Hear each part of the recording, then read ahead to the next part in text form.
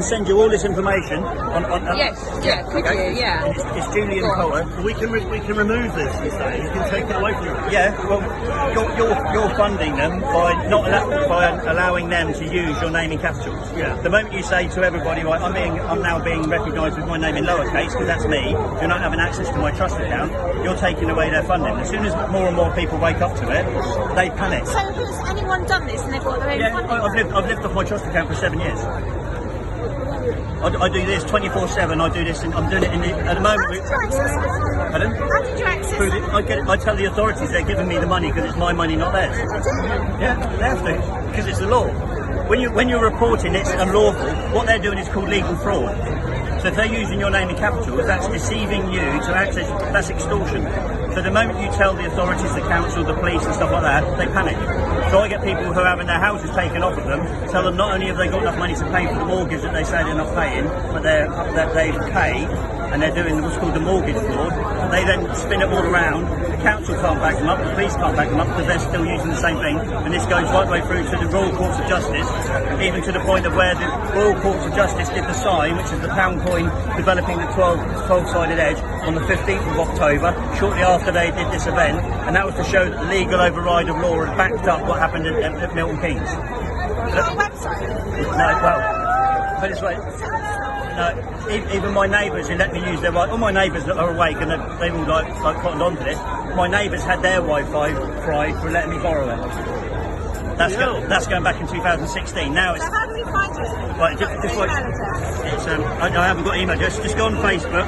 It's Julian. I left Facebook. Okay, it's Julian Coulter. If you go on PM, don't send me a friend request. Are you on Twitter? No, they won't let me have Twitter. I'm not. Are you on Telegram? It doesn't matter as long as you've got somebody who can send it through. Then I can send you the infographs and send you all the information. Okay. The main thing is what you've got on there. The more you develop this information, not for me, so you're not believing my trust, and you go and get it. And if you've got a camera, yeah, hang on, I've got a camera. Okay. Take a picture of that. That's one of the conduits. That was also exposed here by someone who was working as an agent. That was what was called Gordon Bowden. He's died now. And then in reference to like all of the agents and their work, so if you have a look and go through, I can't say that one, but if you have a look all on this is what they did regarding logbooks. That's the job that you have. So 10 years to 2017 to 2007, they got everybody to send this document back, and they got everyone. So what I realise is everyone's handed over the paperwork that says you don't own your property back in 2007. They did it 10 years before.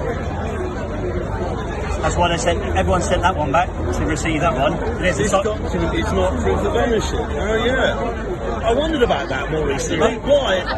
It's all for now. They're now doing the legal asset strip and stripping everybody back as well as doing the population. So in other words, there's no way for you or your family to prove. If you haven't got the receipt that you originally bought your car with, they can come and take it. You can't prove you've got your own vehicle. I did wonder about that. Yeah. And that's the key one, is the birth certificate name there, look. Name in lowercase.